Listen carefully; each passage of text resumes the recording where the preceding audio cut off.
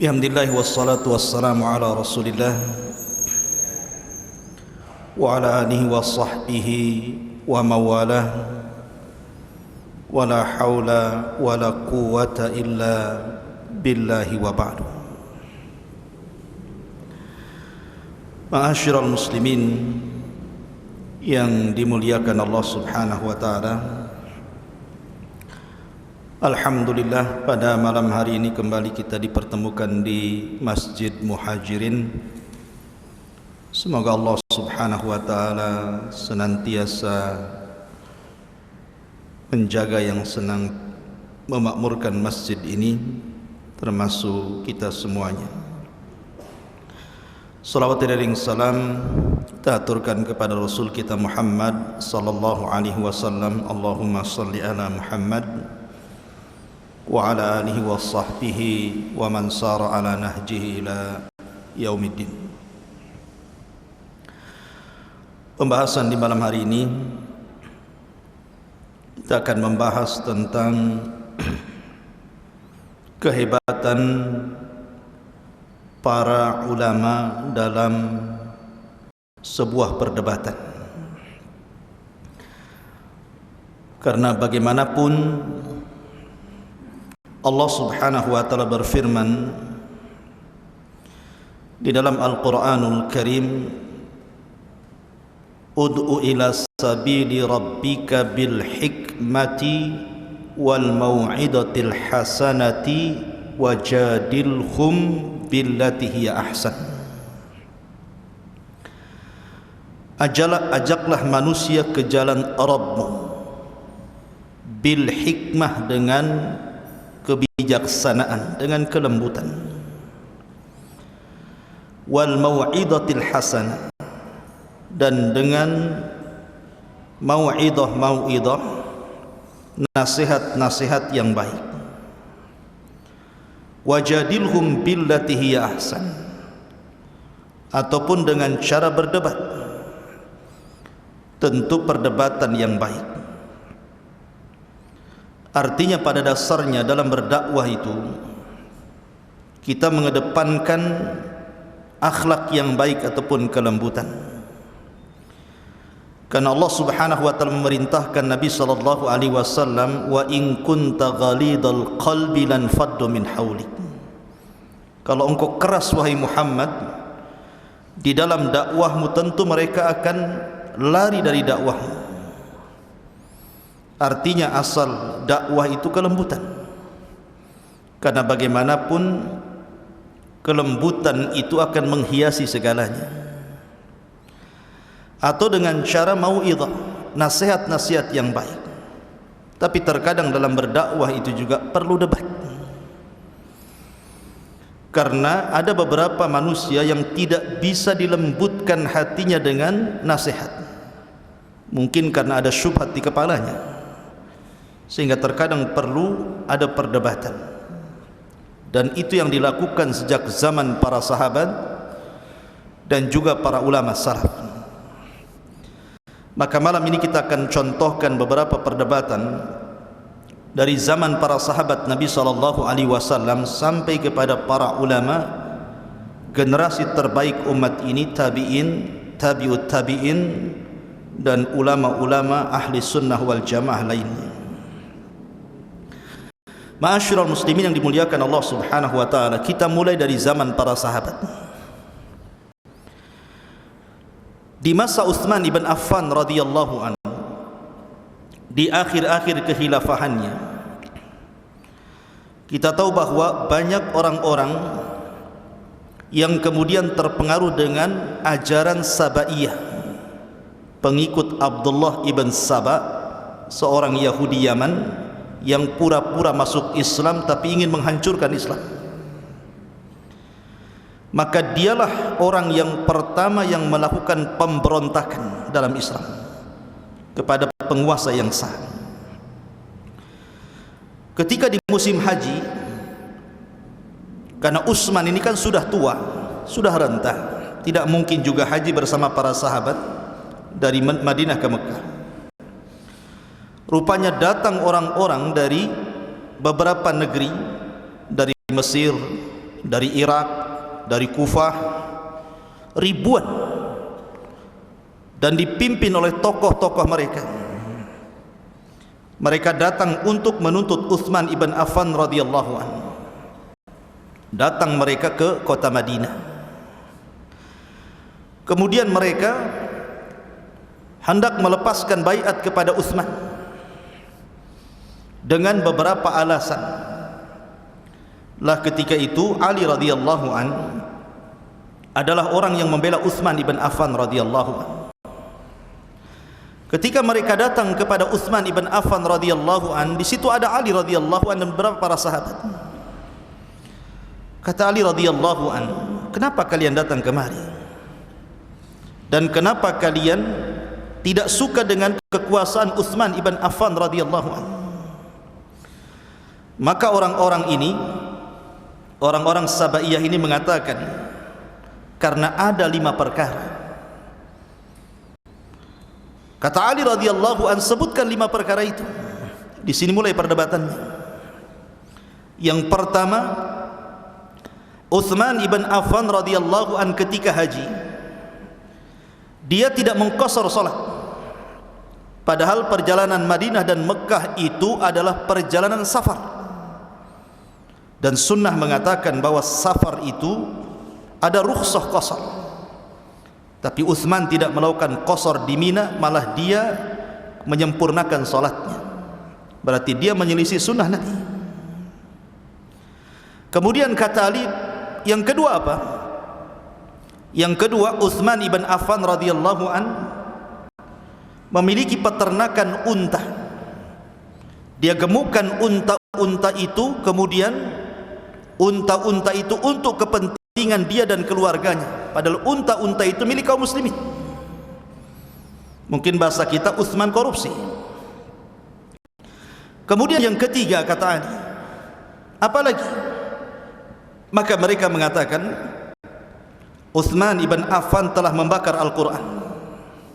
Lihat bagaimana seseorang bisa membakar Al-Quran. Harusnya Quran itu dimuliakan, bukan dibakar.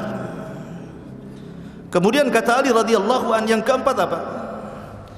Yang keempat, Utsman memerintahkan gubernur-gubernur di daerah-daerah semua dari kerabatnya, dan ini nepotisme. Kemudian kata Ali radhiyallahu an, lalu yang terakhir apa? Yang terakhir, Utsman ibn Affan radhiyallahu an telah menjadikan para pemimpin di bawahnya sigharus sahabat, sahabat-sahabat pemula. Kan banyak sahabat-sahabat senior. Kata Ali radhiyallahu an, ada lagi? Tidak ada lagi. Dari sini Ali mulai menjawab. Kata Ali radhiyallahu an, baik, saya akan jawab.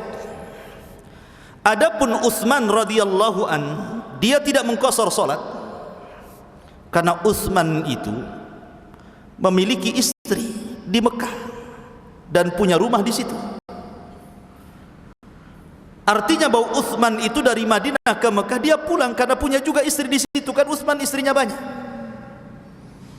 Berarti dia di situ dihukumi mukim, bukan safar. Wajar Utsman tidak mengqasar. Kemudian yang kedua, tuduhan kalian kepada Utsman bahwa Utsman menggemukkan unta-unta itu untuk kepentingannya, saya sebagai saksinya bahwa Utsman tidak ada tujuan untuk kepentingan dia dan keluarganya. Itu semua adalah infak bagi kaum muslimin. Kemudian yang ketiga, adapun Utsman membakar mushaf, membakar Quran, Utsman itu membakar mushaf qiraah yang syadzah, qiraah yang tidak masyhur. Karena di zaman Utsman bin Affan radhiyallahu anhu terjadi pengumpulan mushaf. Kan sahabat Nabi SAW itu ada yang memang ditunjuk oleh Rasul sebagai sekretarisnya, setiap turun wahyu dicatat. Ada juga sahabat itu yang mencatat sendiri-sendiri di rumahnya, sehingga terkadang antara catatan satu sahabat dengan yang lainnya itu terkadang ada perbedaan lafaz. Contoh umpamanya lafaz innallaha sami'un alim, Dalam catatan sahabat yang lain, innallaha huwas samiul alim, ada huanya. La Utsman ini dia mengumpulkan qiraah-qiraah yang tidak masyhur. Dari catatan-catatan semua para sahabat dikumpulkan, kemudian yang tidak masyhur itu dibakar. Kemudian ditetapkan yang satu saja supaya tidak terjadi perselisihan kaum muslimin. Maka jadilah Mushaf Utsmani. Dan itu tujuannya baik. Adapun kemudian Utsman ibn Affan radhiyallahu an nepotisme. Dia menjadikan kerabat-kerabatnya menjadi pemimpin. Bukankah Nabi SAW juga sama? Yang menjadi pemimpin di zaman Rasul hanyalah orang-orang Quraisy. Dan seluruh khulafaur rasyidin juga semua dari Quraisy. Abu Bakar dari Quraisy, Umar dari Quraisy, Utsman dari Quraisy, Ali dari Quraisy gitu. Tidak ada orang muhajirin. Semua orang, enggak ada orang Ansar, semua orang muhajirin. Lalu apa salahnya? Adapun kemudian Utsman, dia menjadikan para pemimpin di bawahnya sigharus sahabat, sahabat-sahabat pemula, bukan sahabat-sahabat senior. Rasul juga pernah melakukannya. Nabi SAW pernah memerintahkan Usamah bin Zaid yang ketika itu usianya di bawah 20 tahun untuk memimpin perang di akhir hayat Rasul untuk melawan orang-orang Romawi. Sementara pasukannya Abu Bakar, Umar, Utsman, Ali dan sahabat-sahabat besar. Lalu apa salahnya? Dari sini kemudian mereka tidak bisa bicara, kemudian mereka pergi. Walaupun kemudian akhirnya Abdullah bin Sabah membuat siasat, dibuatnya surat kaleng, bahwa surat itu berisi kalau seandainya anak-anak muda ini balik ke Mesir, balik ke Irak, balik ke Kufah, bunuh mereka. Padahal surat itu surat palsu. Akhirnya kemudian mereka daripada pulang mati, balik lagi ke Madinah. Dari situlah terjadi tragedi pembunuhan Utsman. Tapi lihat bagaimana Ali berdebat melawan mereka, dan mereka tidak bisa bicara. Ini satu kisah. Kemudian perdebatan yang lain, perdebatan Abdullah ibn Abbas radhiyallahu anhuma dengan Khawarij. Jadi ketika Ali radhiyallahu an berperang melawan Muawiyah, karena Muawiyah ketika itu enggan berbaiat kepada Ali, alasannya karena Muawiyah meminta para pembunuh Utsman itu ditangkap dan diadili. Setelah ditangkap dan diadili baru kami berbaiat. Tetapi Ali radhiyallahu an beristihad lain dan mengatakan tidak bisa. Baiat dulu saya, kita kumpulkan kekuatan, karena di belakang para pemberontak itu kabilah besar. Akhirnya tidak sepaham antara Ali dan Muawiyah. Terjadilah peperangan antara kubu Ali Madinah dan kubu Muawiyah yang ada di Syam, yang disebut dalam sejarah sebagai perang Siffin. Lah ketika kemudian perang itu banyak para sahabat meninggal. Tapi dari orang-orang yang meninggal itu, dari sini tampak bahwa kebenaran ada di pihak Ali, bukan di pihak Muawiyah. Ketika terbunuhnya Ammar ibn Yasir. Kenapa Ammar ibn Yasir menjadi patokan bahwa kebenaran ada di pihak Ali, bukan di pihak Muawiyah? Karena Rasul pernah bersabda kepada Ammar ibn Yasir ketika membangun Masjid Nabawi, orang-orang bawa satu bata, dia bawa banyak bata karena kuat tenaganya. Maka Rasul memuji Ammar, tetapi Rasul mengatakan, ya Ammar sataqtuluka fi'atun baghiyah. Wahai Ammar, meninggalmu itu kau akan dibunuh oleh para pemberontak.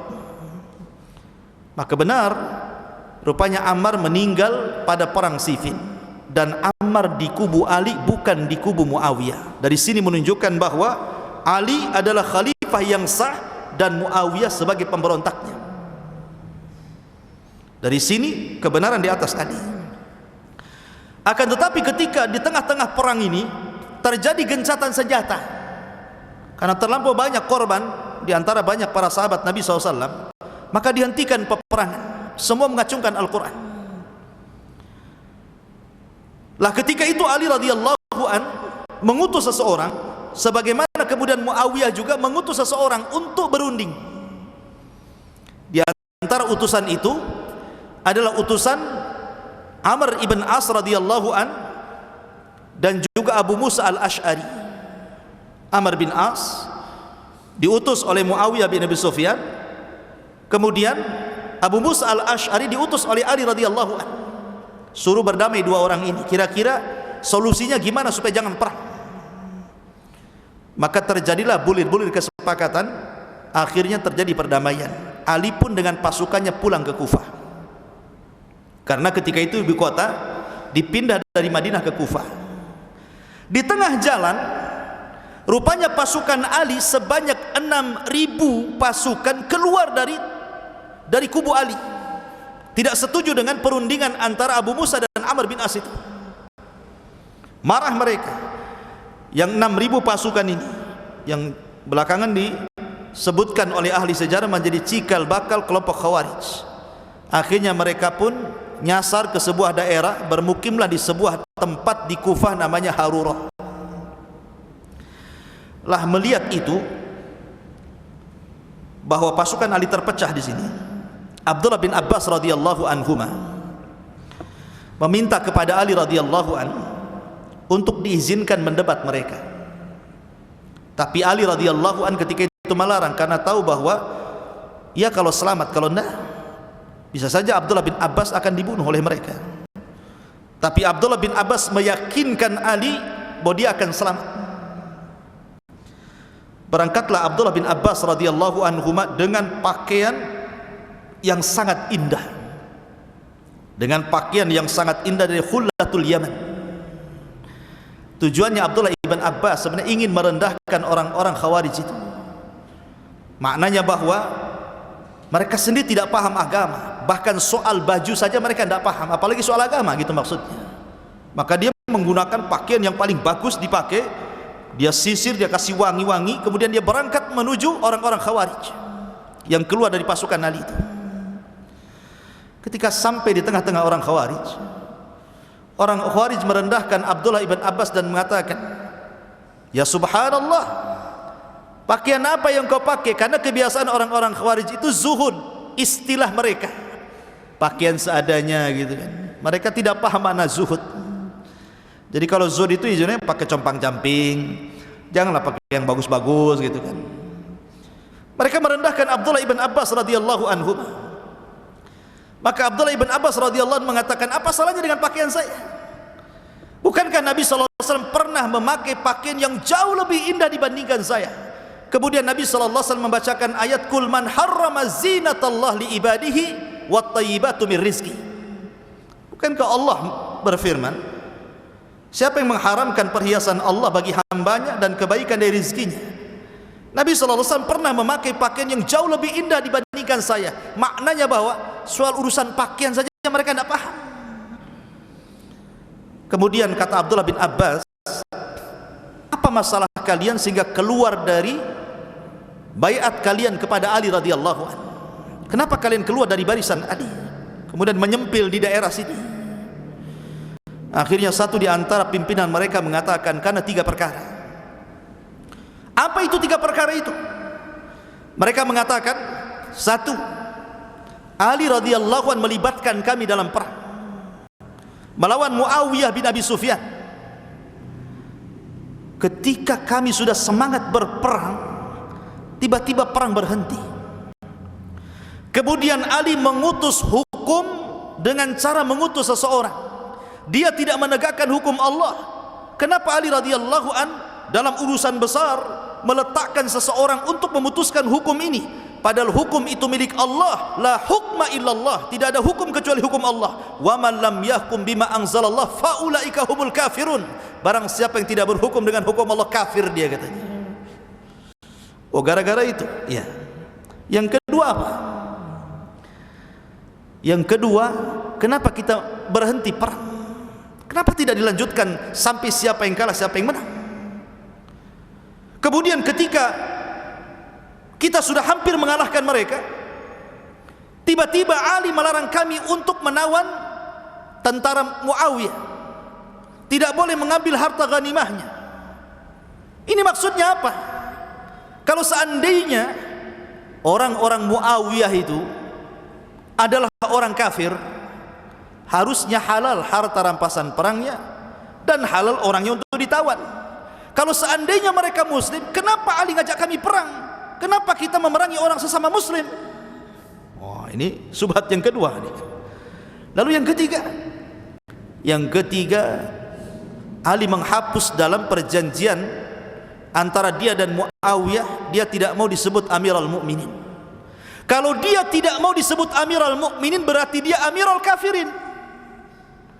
Kalau dia tidak mau disebut pemimpin kaum muslimin, berarti dia pemimpin orang kafir. Cuma dua, mukmin kafir saja. Oh, ini kan dahsyat ini. Kata Abdullah bin Abbas radhiyallahu anhu, baik, saya akan jawab. Adapun kenapa Ali radhiyallahu anhu mengutus seseorang untuk bernamai antara Abu Musa al-Ash'ari dalam satu pihak dan di pihak lain Amr bin As? Bukankah Al-Quran mengatakan fab'athu hakaman min ahlihi wa hakaman min ahliha? Apabila suami istri bermasalah, kemudian keduanya tidak bisa berdamai, apa yang dilakukan? Utuslah satu utusan dari keluarga laki-laki dan utuslah satu utusan dari keluarga perempuan, biar utusan itu yang berdamai. Karena Ali dan Muawiyah tidak bisa didamaikan, perang terus, maka dibuat utusan. Apa salahnya? Quran menganjurkan seperti itu. Yang kedua, kalau kalian mengatakan bahwa kenapa kami tidak boleh menahan tawanan mereka, sekarang saya tanya, Aisyah radhiyallahu anha ummul mukminin, dia membela siapa? Dia membela Muawiyah, membela Utsman, kematian Utsman, dia di kubu Muawiyah. Apakah kalau seandainya Aisyah radhiyallahu anha kalian tangkap kemudian kalian tawan, bagaimana mungkin kalian menawan istri Nabi sallallahu alaihi wasallam? Di mana marwahnya? Adapun kemudian Ali radhiyallahu an menghapus nama Amirul Mukminin, Rasul pun pernah menghapus nama Nabiyuhu wa Rasuluhu. Titel kenabian dan kerasulannya pernah dihapus dalam perjanjian Hudaibiyah. Rasul hanya mengatakan Muhammad bin Abdullah dan tidak disebut Rasuluhu wa Nabiyuhu, Rasulnya dan Nabinya. Tidak disebut titelnya. Dari sini, dari 6.000 orang yang keluar dari pasukan Ali, akhirnya kembali beberapa ribu, dan yang tersisa beberapa ribu saja yang kemudian diperangi Ali radhiyallahu anhu dan diberantasnya. Terjadi perdebatan, akhirnya menghasilkan buah, banyak orang yang kembali kepada pasukan Ali. Ini kisah yang kedua, perdebatan di zaman para sahabat. Kemudian juga kejadian di masa Abdullah bin Mas'ud radhiyallahu anhu, ketika Abu Musa al-Ash'ari melihat di Masjid Quba ada beberapa orang yang melakukan halaqah zikir. Pimpinan mereka mengatakan tasbih 100 kali, maka mereka bertasbih 100 kali. Takbir 200 kali, maka mereka bertakbir 200 kali. Abu Musa datang kepada Abdullah bin Mas'ud dan mengatakan, "Ya Aba Abdurrahman," kunyahnya Abdullah bin Mas'ud, "saya melihat di Masjid Quba ada halaqah zikir yang tidak dicontohkan di zaman Nabi." Kata Abdullah bin Mas'ud, "Masa iya? Iya, kalau tidak percaya lihat." Berangkatlah Abdullah bin Mas'ud dengan Abu Musa al-Ash'ari ke Masjid Quba. Betul di situ ada halaqah zikir banyak sekali yang tidak dilakukan di zaman Nabi. Maka Abdullah ibn Mas'ud berteriak kepada mereka, "Ada apa dengan kalian? Kalian melakukan hal-hal yang tidak dilakukan oleh Rasul dan oleh para sahabat Nabi." Karena ketika itu yang melakukan halaqah itu tidak ada satupun sahabat Nabi, semua para tabi'in, maksudnya di bawah para sahabat. Maka Abdullah bin Mas'ud mengatakan, sebaiknya biji-biji kerikil yang kalian gunakan untuk menghitung zikir-zikir itu, gunakan untuk menghitung kesalahan kalian. Aku jamin kebaikan kalian tidak akan hilang. Maka mereka mengatakan, "Ya Aba Abdurrahman, ma aradna ilal khair." Wahai Aba Abdurrahman, Abdullah bin Mas'ud, kami melakukan seperti ini niatnya baik. Apa salahnya? Ini kan kebaikan, baca takbir, tahlil, tahmid. Ini kan kebaikan. Apa salahnya? Maka Abdullah bin Mas'ud radhiyallahu anhu mengatakan, "Kam lil muridil khairi la yusibah." Ingat ya, Berapa banyak orang yang dalam hatinya menghendaki kebaikan tapi tidak diberikan ganjaran oleh Allah Subhanahu wa taala. Apakah kalian lebih berpetunjuk dibandingkan Rasul, ataukah kalian sengaja membuka pintu kesesatan? Akhirnya mereka bubar. Itu dibubarkan Abdullah ibn Mas'ud. Rupanya ketika terjadi perang Nahrawan antara Ali dan kubu Khawarij, orang-orang yang melakukan halaqah zikir yang ditegur Abdullah ibn Mas'ud itu, mereka semua berada di belakang tentara Khawarij. Kata Al-Imam Al-Barbahari rahimahullahu ta'ala, lihat, terkadang kesesatan itu berawal dari yang kecil, kemudian membesar, akhirnya menjadi kufur.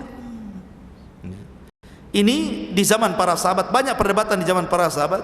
Cuman kita akan, karena waktu juga, kita masuk pada perdebatan para ulama.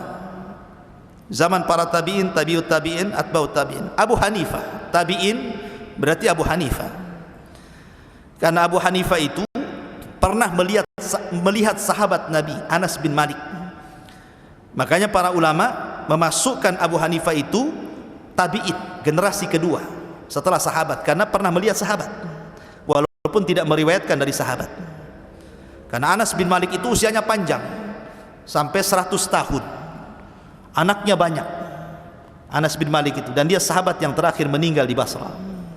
Lah, suatu ketika Abu Hanifah ini masih kecil. Abu Hanifah itu masih kecil. Dia punya guru namanya Hammad. Hammad itu guru yang sangat mempengaruhi Abu Hanifah. Abu Hanifah ini suatu ketika bermimpi, mimpinya aneh. Dalam mimpinya itu dia melihat ada pohon besar sekali, rindang. Tiba-tiba ada babi. Babi ini jalan menuju pohon itu, kemudian bernaung di bawah pohon itu babi itu. Ketika lagi enak-enak dia duduk di bawah pohon itu babi itu, tiba-tiba ada dahan jatuh, ranting patah, kemudian jatuh, kena pula kepala babi itu. Babi ini langsung lari kaget. Tapi selang beberapa waktu babi ini datang lagi, kemudian duduk lagi di bawah pohon itu. Aneh mimpinya. Abu Hanifah ingin bertanya kepada gurunya Hammad tentang takwil mimpi ini. Datanglah Abu Hanifah, dia murid yang paling kecil, Hammad masih kecil usianya. Wahai Imam Hammad, aku bermimpi seperti ini.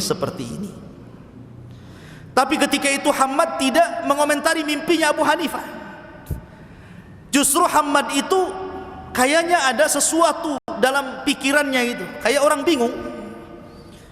Sehingga Abu Hanifah bertanya, ya Imam, ada apa dengan kamu? Saya ini bertanya soal takwil mimpi. Kata Hammad, ya Abu Hanifah, aku lagi bingung. Kenapa? Datang utusan kepadaku bahwa ada undangan debat dari Rais Zanadiqah, pimpinan zindik. Zindik itu maksudnya orang-orang munafik, mengajak debat para ulama di daerah kita ini, dan aku yang disuruh untuk menghadapinya oleh Amirul Baldah, oleh gubernur daerah itu. Aku pula mewakili semua para ulama, kata Hammad. Sementara aku bingung, yang diperdebatkan ini soal ketuhanan. Bagaimana mungkin aku akan berdebat dengan orang-orang zindik soal ketuhanan, sesuatu yang tidak bisa dilihat? Ini kalau aku berdebat akan memfitnah manusia. Kata Abu Hanifah, Allahu Akbar, aku baru paham takwil mimpiku wahai Imam, katanya. Aku baru paham takwil mimpiku. Padahal Imam Hammad tidak menjelaskan takwilnya. Kata Abu Hanifah, subhanallah, aku baru paham takwilnya, katanya. Ada apa dengan anda wahai Abu Hanifah, kata Hammad. Boleh jadi takwilnya begini wahai Imam. Pohon yang besar itu adalah syajaratul ilmi, pohon ilmu, dan itu engkau. Adapun babi yang datang kemudian di bawah pohon itu, itulah zindik yang mau datang tuh, katanya. Itulah zindik yang mau datang itu. Adapun ranting yang jatuh itu kemudian kena kepala si babi itu aku tuh. Aku yang akan mengusirnya, katanya. Adapun babi itu kemudian pergi dan datang lagi, dia sudah bertobat karena sudah kupentung itu kepalanya, katanya kan. Hammad ketawa saja. Subhanallah, katanya Abu Hanifah, baru tahu aku takwil mimpinya, katanya. Kalau begitu ya Imam, tugaskan aku yang mendebat mereka, biar aku saja yang mendebat mereka. Kalau aku kalah, kata Abu Hanifah, wajar, aku anak kecil. Anak kecil kalah debat wajar. Tapi kalau aku menang, aku akan katakan saya tilmidh Hammad, saya muridnya Hammad. Kau akan bangga denganku, katanya. Kata Hammad, ya sudah, pergi kau sana, katanya. Berangkat Abu Hanifah ini. Ini orang-orang sudah kumpul nih. Sudah kumpul. Orang-orang zindik ini sudah kumpul. Kemudian gubernur sudah menyaksikan dalam perdebatan itu. Ditunggu-tunggu, Hammad itu tak datang-datang. Yang datang pula anak kecil, Abu Hanifah. Ya.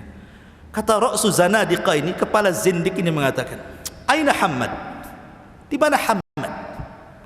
Kata Abu Hanifah, Imam Hammad tidak datang dan dia mengutus aku.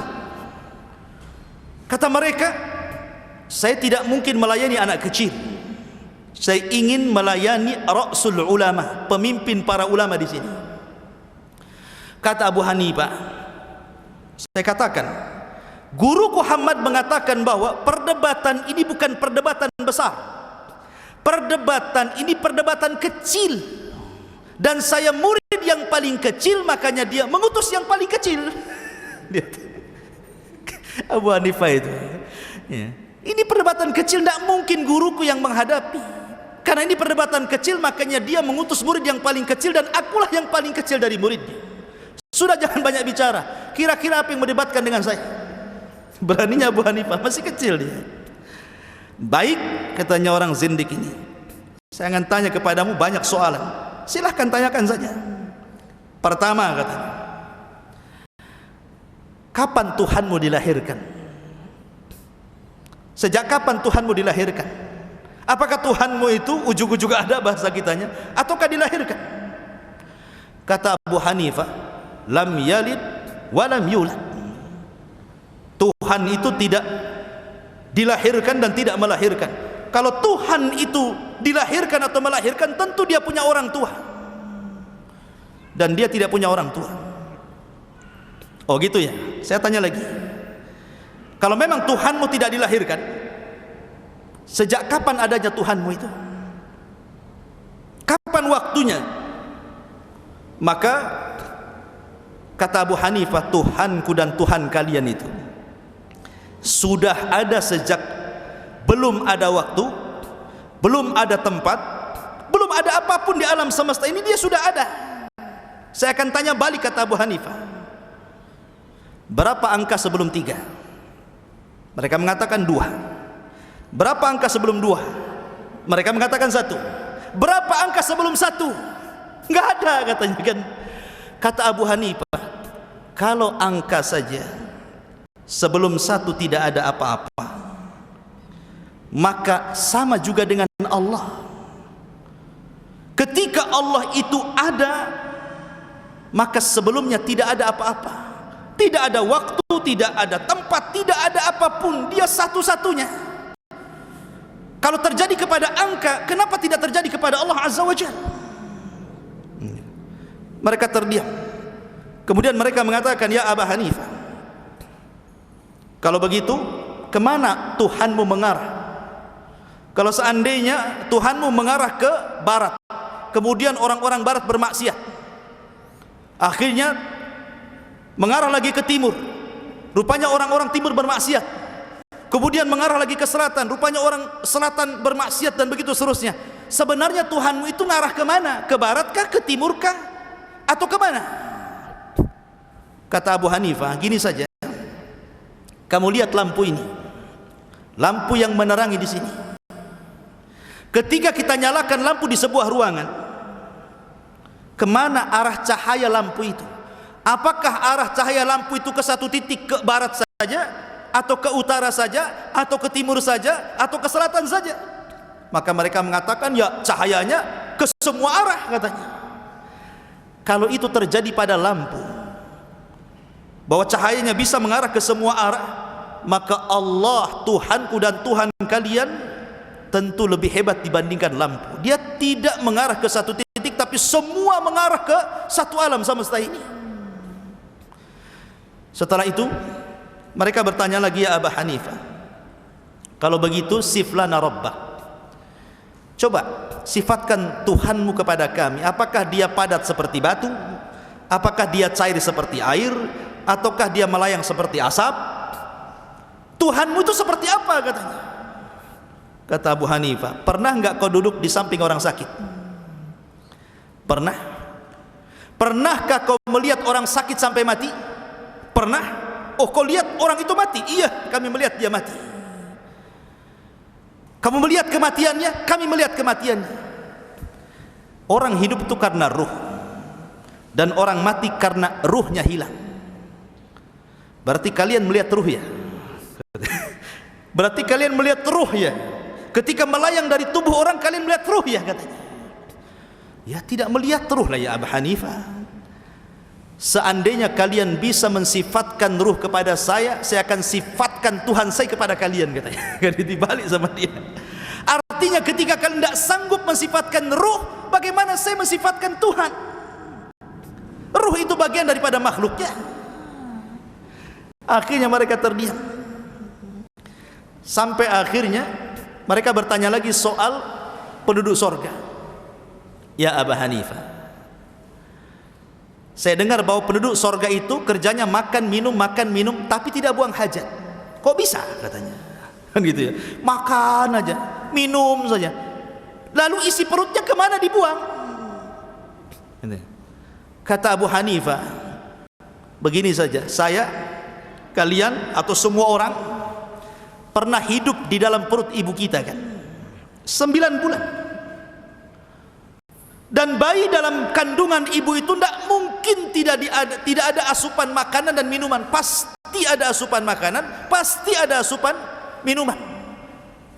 Lalu kemana bayi itu beraknya? Apa ada toilet dalam perut ibu kalian? Ada toilet dalam perut ibu kalian gitu kan? Kan tidak ada. Itu terjadi kepada kita di dunia, apalagi di akhirat, di sorga. Allah ala kulli syai'in qadir. Allah segala sesuatu mampu. Kenapa kalian bertanya soal itu?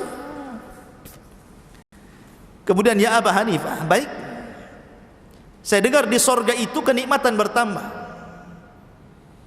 Kalau orang itu di sorga itu makin hari makin ganteng, makin hari makin cantik gitu kan. Mereka mengkiaskan dengan urusan dunia. Orang kan kalau makin berumur makin jelek kan begitu. Makin banyak makan makin gemuk kan gitu ya. Kok di sorga kan bertambah terus nikmatnya. Bagaimana ini Abu Hanifah? Kata Abu Hanifah, saya akan contohkan di dunia dengan ilmu. Ilmu ini kalau diajarkan seperti saya seperti ini nih, mengajarkan ilmu sama antum, maka pengetahuan saya bertambah dan bertambah. Setiap saya mengajar ilmu pasti bertambah, tidak mungkin bertambah, pasti bertambah, ada pengetahuan baru kalau saya ajarkan itu. Tapi kalau saya tidak ajarkan ilmu ini pasti berkurang, lupa segalanya. Di dunia terjadi bahwa sesuatu yang tidak bisa dilihat bisa bertambah. Ilmu kan tidak bisa dilihat kan gitu ya, karena itu pengetahuan, tapi bisa bertambah. Apalagi di sorga. Dari sini mereka mengatakan, ya sudah, saya ingin bertanya, ini pertanyaan pamungkas ini, 3 soalan. Kalau engkau bisa menjawab, wahai Abu Hanifah, kami beriman, kami akan tobat mengikuti agamamu. Tapi kalau tidak, berarti engkau kalah dalam debat. Kata Abu Hanifah, ya sudah, apa 3 soalan itu? 1, kamu katakan Tuhanmu tidak dilahirkan. Tuhanmu sudah ada sejak sebelum segala sesuatu ada, macam-macam. Sekarang tunjukkan kepadaku bagaimana cara melihat Tuhanmu. 1. Yang kedua, Tuhanmu telah menciptakan iblis atau jin dari api. Kemudian dia bermaksiat kepada Allah, akhirnya dia dimasukkan ke dalam neraka, dan neraka itu api. Macam mana api diadab dengan api? Apa yang akan dirasakan? Harusnya sesuatu yang tercipta dari api diadab dengan air lah, supaya dia padam kan gitu. Kemudian yang ketiga, Saya dengar bahwa segala sesuatu itu terjadi karena takdir Allah. Ya, kata Abu Hanifah. Lalu apa manfaatnya pahala dan dosa kalau semua sudah ditakdirkan? Contoh, kita ngaji ini sudah ditakdirkan. Lalu apa kemudian kaitan dengan pahala dan dosa? Kalau kita sholat sudah ditakdirkan, ngapain kita mencari pahala? Memang takdirnya sudah sholat kan gitu. Kalau seseorang maksiat, memang takdirnya dia maksiat. Apa urusan dengan pahala dan dosa gitu maksudnya? Kata Abu Hanifah, oh, kalau untuk 3 pertanyaan ini tidak bisa kujawab dengan lisan katanya. Ini harus dijawab dengan perbuatan. Terserah engkaulah Abu Hanifah, mau dengan lisan mau dengan perbuatan, yang penting jawab 3 soalan ini. Kata Abu Hanifah, dia izin kepada Amirul Baldah itu, kepada gubernur, maaf Pak Gubernur, ada enggak bejana yang terbuat dari tanah? Oh ada, datangkan kemari. Ada mangkok dari tanah diisi air. Bangkitlah Abu Hanifah, ini anak-anak, mendekati pemimpin zindik ini, lo dikepruk kepalanya sama itu. Dia ambil bejana, pas dekat dipukul kepalanya, buak gitu kan, keluar darahnya. Jadi pemimpin zindik ini mengatakan kepada Amir, ya Amir, lihat kelakuan Abu Hanifah, dia tidak menjawab malah menyakiti saya katanya. Hukum dia wahai Amir katanya. Kata Amir, ya Abu Hanifah, kenapa kau tak jawab, kenapa kau menyakiti orang? Kata Abu Hanifah, begitu jawabannya, itu jawabannya. Amir makin bingung, semua orang bingung. Apa maksud wahai Abu Hanifah? Orang itu sampai menjerit dan berdarah. Kata Abu Hanifah, begini Amir, dia mengatakan bahwa saya disuruh mensifatkan Tuhan. Bagaimana cara melihat Tuhan? Ya Tuhan tidak bisa dilihat. Saya ingin tanya kepada anda wahai Ra'su Zanadiqah, kamu waktu saya kepruk kepalamu itu sakit atau tidak? Sakitlah, mau dikepruk sakit. Pukul ya sakit kan gitu ya. Saya tanya sama kamu, coba sifatkan sakitmu seperti apa? Sakitmu itu bentuknya kayak apa? Kotak kah, segitiga kah, segi empat kah? Seperti apa sakitmu itu? Kau kan hanya bisa merasakan saja sakit, tetapi kamu tidak bisa menggambarkan bentuk sakitnya kayak apa. Sama dengan Tuhanku, kita tidak bisa melihat Tuhan kita, tapi kita bisa merasakan keberadaannya. Satu. Yang kedua, bukankah kita tercipta dari tanah? Yang saya pukulkan kepalamu itu tanah, bukan besi.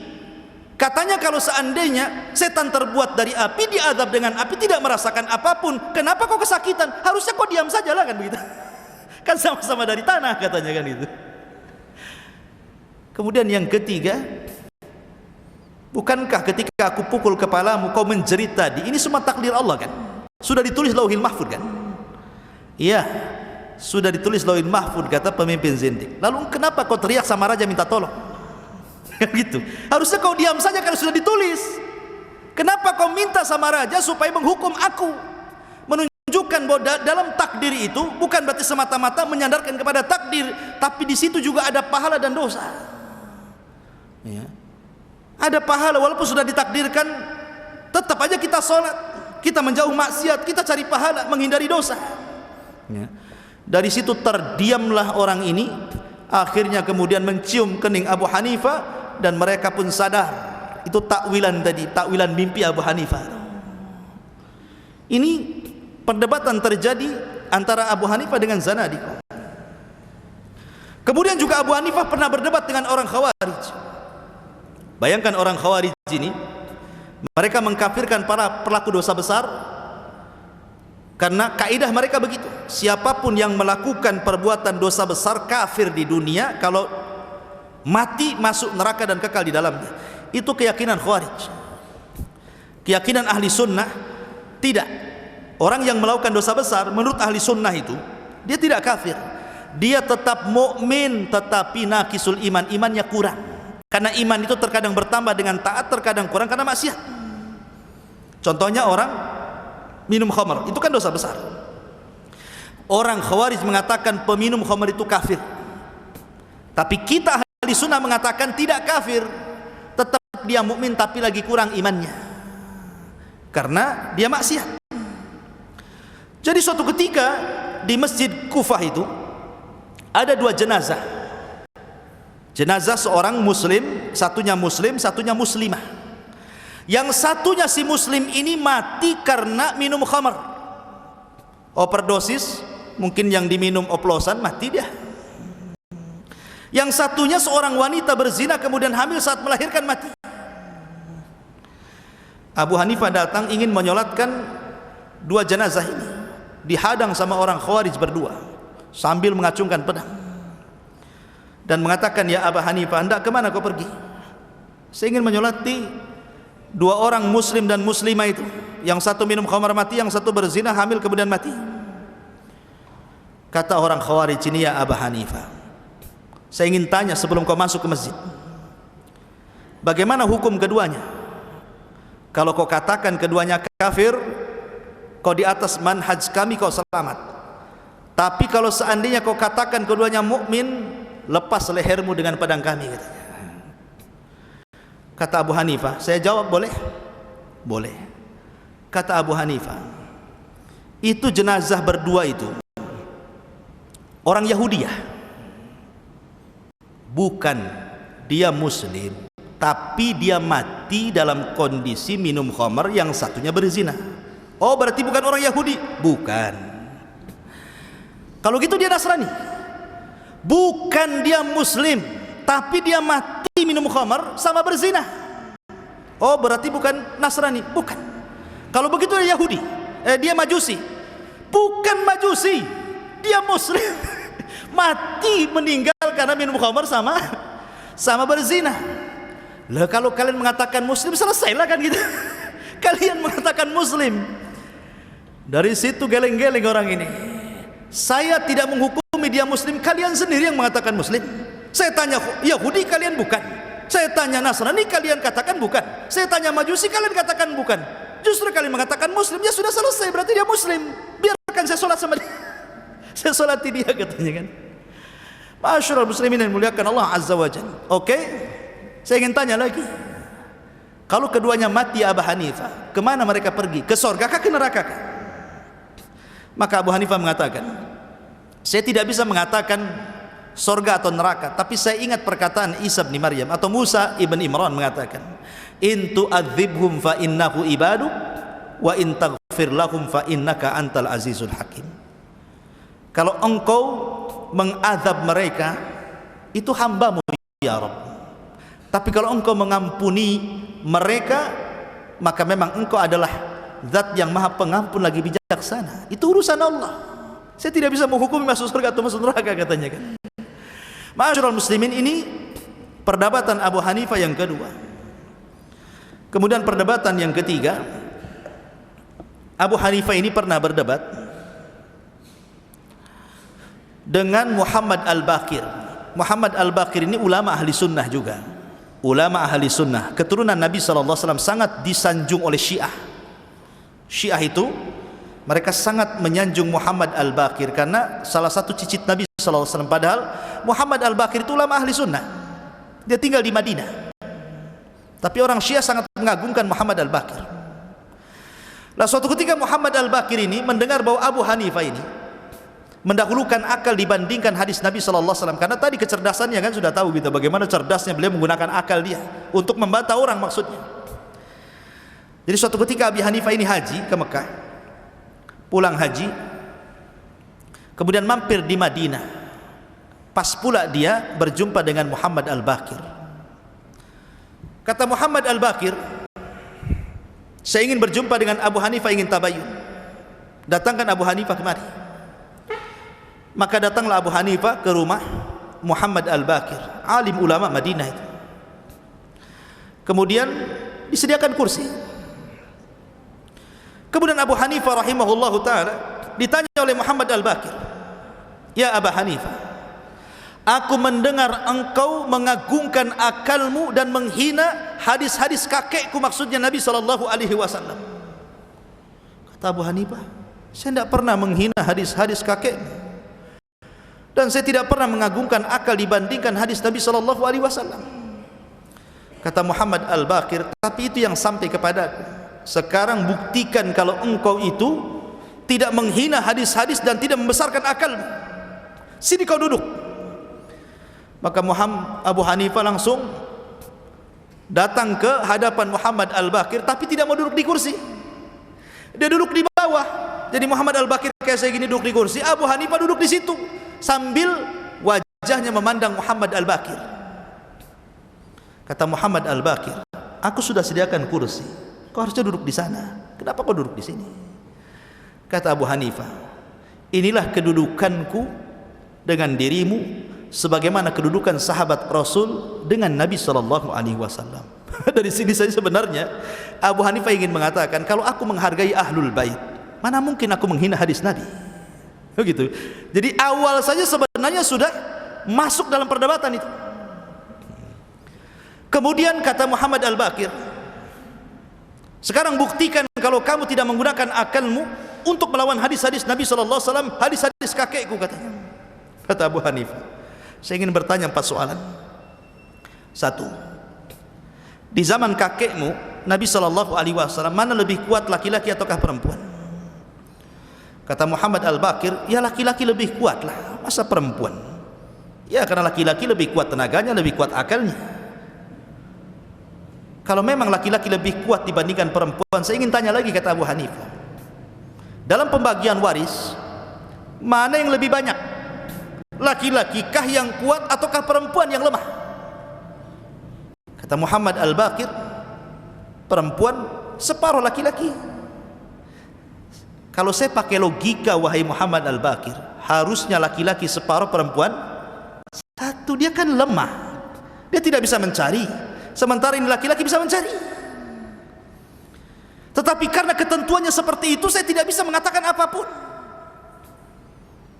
Yang kedua, membasuh, mengusap sepatu khuf ini, mana yang kotor? Ini sepatu nih, mana yang kotor, yang bawah atau yang atas? Yang kotor, karena yang menginjak itu yang bawah, tentu yang kotor yang bawah, yang bersih yang atas. Saya mengusap saya memfatwakan bahwa sepatu itu diusap atasnya, bukan bawahnya.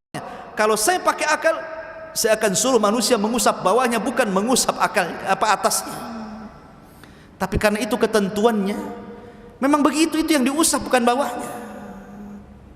Kemudian yang ketiga, wanita haid. Kalau wanita haid itu kan meninggalkan sholat, meninggalkan puasa. Mana yang lebih utama, sholat ataukah puasa? Sholat dibandingkan puasa.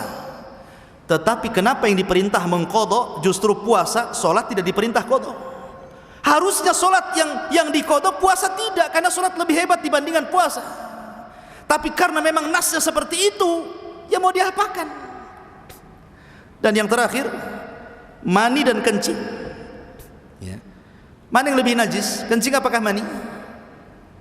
Kencing najis, mani tidak najis. Makanya Rasul pernah sholat, di sarungnya ada maninya. Tapi kenapa orang kencing ketika dia sudah berwudu, cuman membatalkan wudu, kemudian wudu lagi selesai. Tapi orang keluar mani tidak bisa berwudu, harus mandi dia. Secara akal harusnya yang mandi itu yang najis, yang tidak mandi itu yang tidak najis. Tapi karena itu nasnya, mau diapakan lagi? Dari sini Muhammad Al-Baqir baru tahu bahwa tujuan Abu Hanifah bukan itu. Jadi akal yang digunakan Abu Hanifah itu memperkuat dalil, bukan melemahkan dalil. Ini perdebatan Abu Hanifah di zaman tabi'in. Baik, kemudian kita beralih kepada perdebatan ulama yang lainnya. Di zaman itu ada orang namanya Muhammad Al-Baqillani. Muhammad Al-Baqillani. Memang secara akidah dia mutakallimin ahli kalam, tapi kita tidak membahas akidahnya, kita membahas perdebatannya. Karena walaupun dia ahli kalam, Syekhul Islam Ibnu Taimiyah selalu menukilkan perkataannya. Salah satunya adalah Muhammad Al-Baqillani itu kan anak muda paling cerdas di zamannya. Dia pernah mendebat Raja Romawi sehingga terkenal namanya, Muhammad Al-Baqillani ini. Jadi suatu ketika Muhammad Al-Baqillani ini berjumpa dengan orang Nasrani sebelum berdebat dengan Raja Romawi. Kata orang Nasrani, "Ya Baqillani,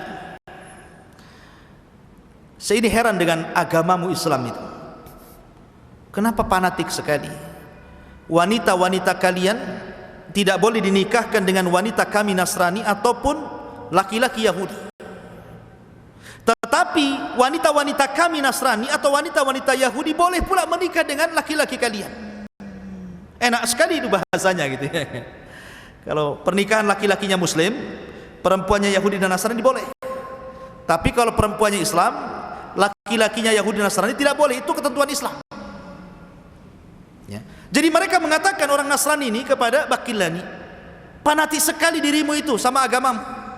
Bagaimana mungkin perempuan-perempuan kalian tidak boleh nikah dengan laki-laki Nasrani ataupun laki-laki Yahudi, sementara wanita-wanita kami boleh menikah dengan kalian? Jawaban Baqillani, ya, karena kami umat Islam mengakui nabi kalian. Nabinya orang Nasrani Isa bin Maryam kami beriman.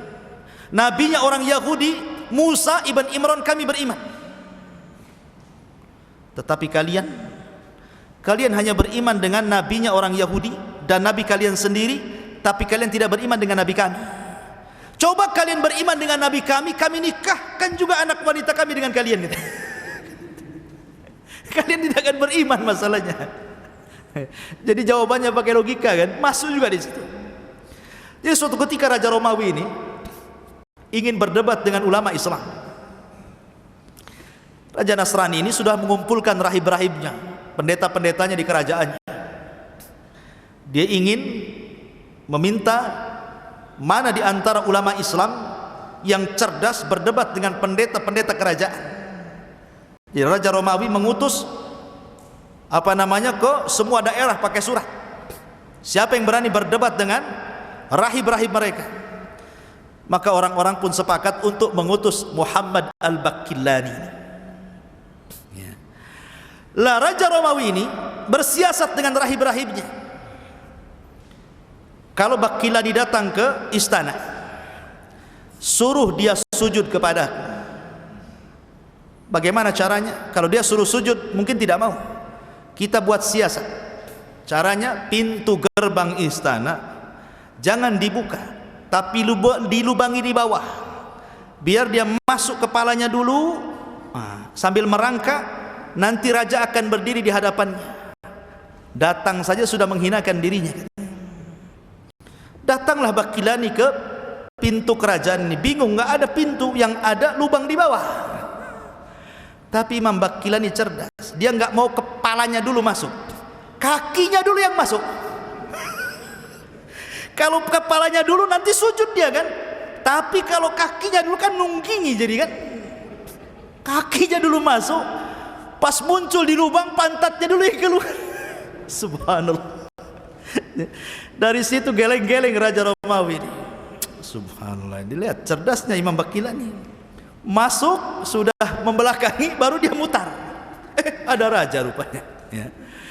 Pas dia masuk, raja kembali ke singgasananya, rahib-rahib sudah nunggu. Pertama yang disalami siapa? Rahib-rahibnya, pendeta-pendetanya. Bagaimana kok keadaan kalian? Bagaimana istri-istri kalian? Bagaimana anak-anak kalian, sehat? Dan itu raja marah. Ya Baqillani, kamu sudah tahu rahib tidak menikah, rahib tidak punya anak, kok tanya pula istrinya, kok tanya pula anaknya, katanya. Kata Imam Baqillani, subhanallah, katanya. Pura-pura Imam Baqillani, subhanallah, katanya.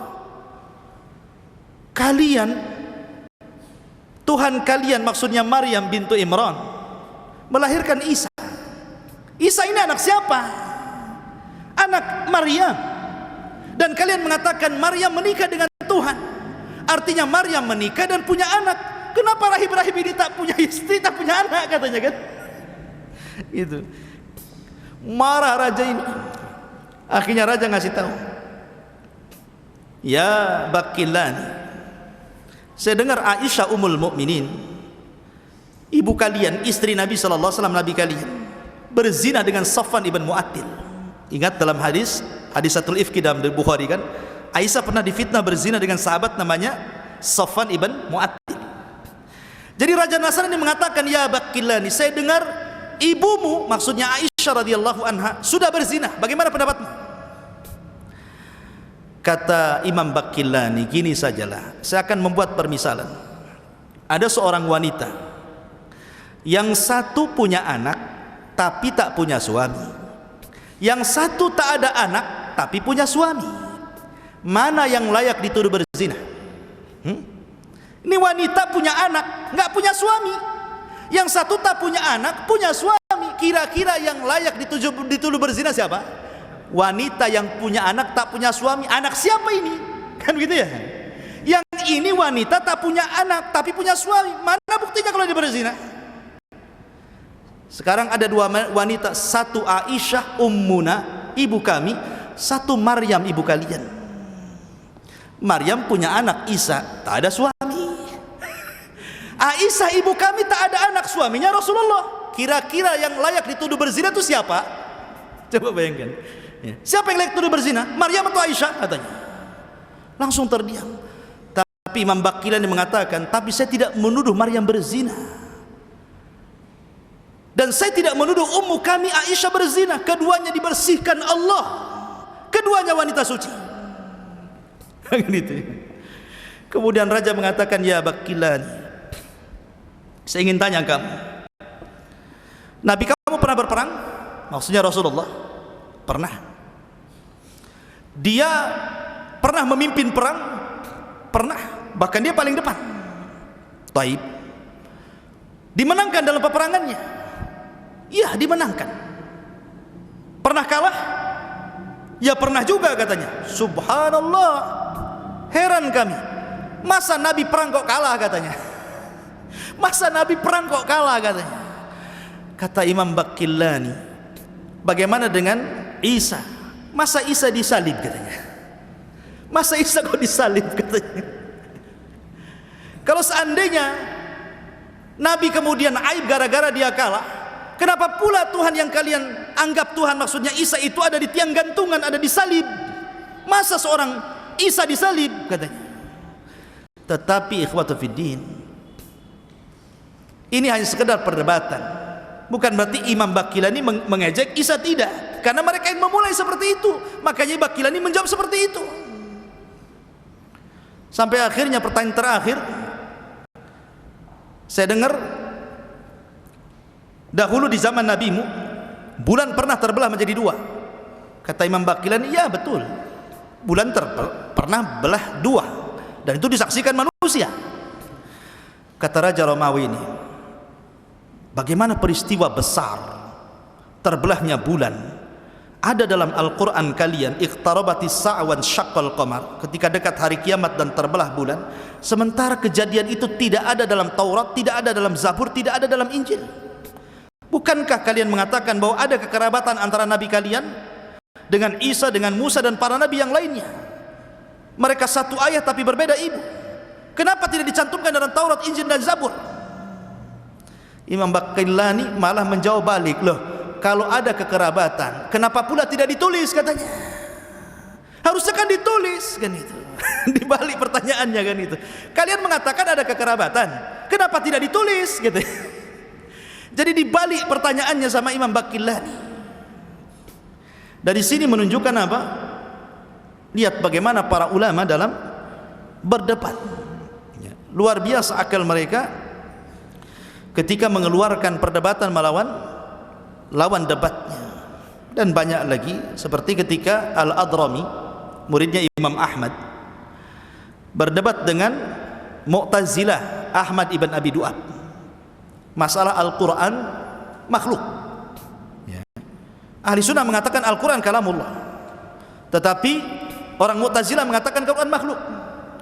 Maka dihadirkanlah Ahmad bin Abi Du'ab dengan muridnya Imam Ahmad yang namanya Al-Adrami itu. Kata Adrami kepada Ahmad bin Abi Du'ab, karena dia mengatakan Quran makhluk, saya ingin tanya kamu, apakah perkataan Al-Quran makhluk itu diketahui oleh Rasulullah, diketahui oleh Abu Bakar, Umar, Utsman dan Ali? Jawab. Kalau seandainya dia mengatakan diketahui, tentu akan ada susulan pertanyaan, mana dalilnya? Kalau seandainya tidak diketahui, berarti engkau lebih cerdas dibandingkan Rasul, Abu Bakar dan Umar, kan begitu ya. Jadi ini kan repot jawabannya. Awalnya dia mengatakan tidak diketahui. Akhirnya kemudian dia mencabut kata-katanya, oh diketahui.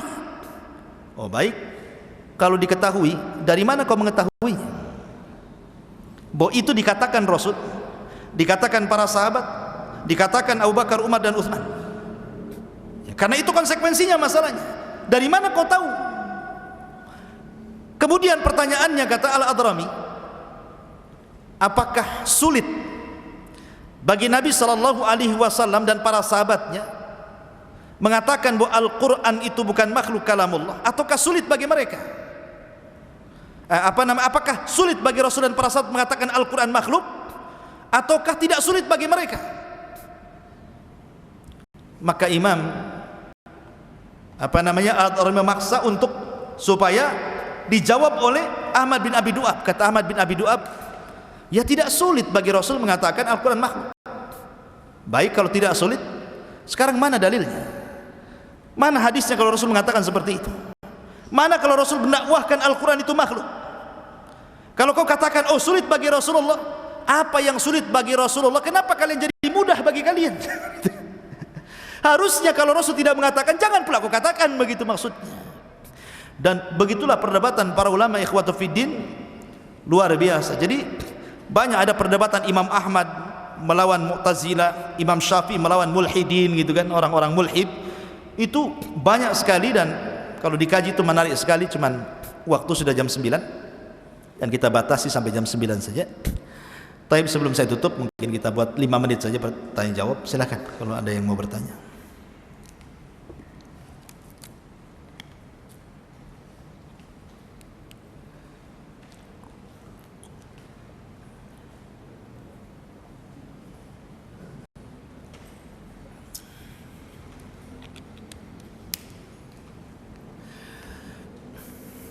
Baik, sekira cukuplah. Enggak ada tanya jawab. Subhanakallahumma bihamdika asyhadu an la ilaha illa anta astaghfiruka wa atubu ilaik. Allahu ta'ala. Assalamualaikum warahmatullahi wabarakatuh.